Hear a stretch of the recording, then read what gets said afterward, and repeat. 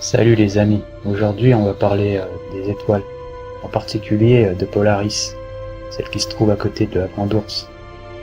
Si vous regardez, Polaris bouge jamais. C'est les constellations qui sont autour qui bougent. Et quand la Grande Ourse tourne autour de Polaris, ça fait une croix gammée parfaite, plutôt une svastika pour éviter les lobbyistes malhonnêtes qui viendraient juger mes mots. Et puis, les navigateurs utilisaient les étoiles pour savoir exactement où ils se trouvaient sur la Terre plane. C'est pour ça que la plupart du temps, ils naviguaient la nuit. Avec leur sextant, ils pouvaient regarder si l'étoile Polaris ou autre étoile bougeait de quelques degrés. Ils savaient exactement où ils se situaient.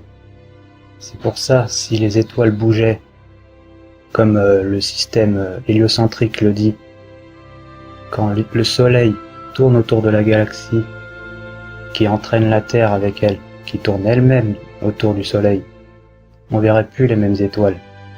Et pourtant, on a tout le temps les mêmes constellations, depuis des millénaires. C'est un fait, ça a déjà été prouvé. C'est que le dôme qui tourne autour de nous. Autour de Polaris, toutes les étoiles tournent. Toutes les civilisations connaissaient ça. Ils utilisaient la svastika. C'est pas un signe de paix, ça c'est la version officielle.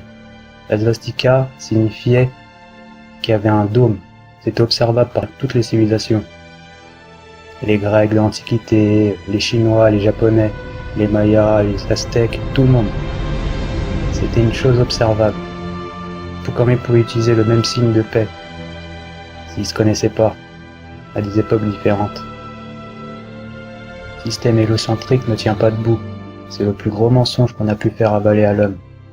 L'une de mes citations préférées de Diderot, on avale à pleine gorgée le mensonge qui nous flatte, et on boit goutte à goutte une vérité qui nous est amère.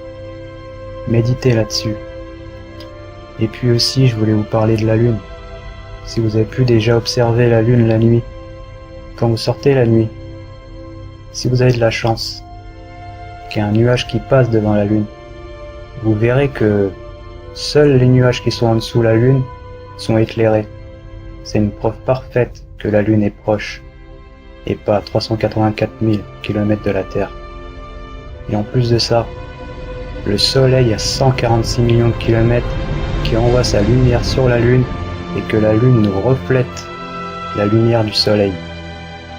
Vous allez vous faire avaler ça à qui? Sûrement pas à moi.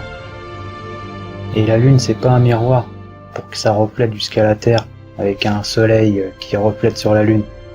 Soi-disant, c'est un caillou. Est-ce que vous avez déjà pris une lampe et mis la lampe sur un caillou et pour voir si ça allait refléter sur le mur à côté? Non, ça marche pas. C'est impossible. Et puis quand vous sortez dehors, quand c'est la pleine lune, vous voyez très bien que ça éclaire le jardin. C'est pas possible si la Lune sera à 304 000 km de la Terre. La Lune est tout près et a fait sa propre lumière, une lumière froide.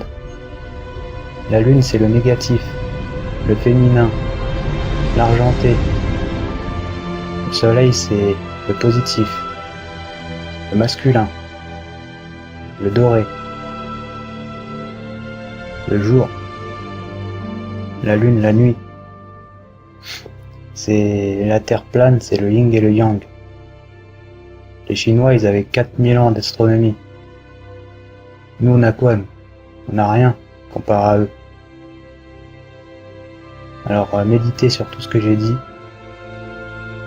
Et puis, je vous dis à très bientôt, les amis. C'était Kaiser.s.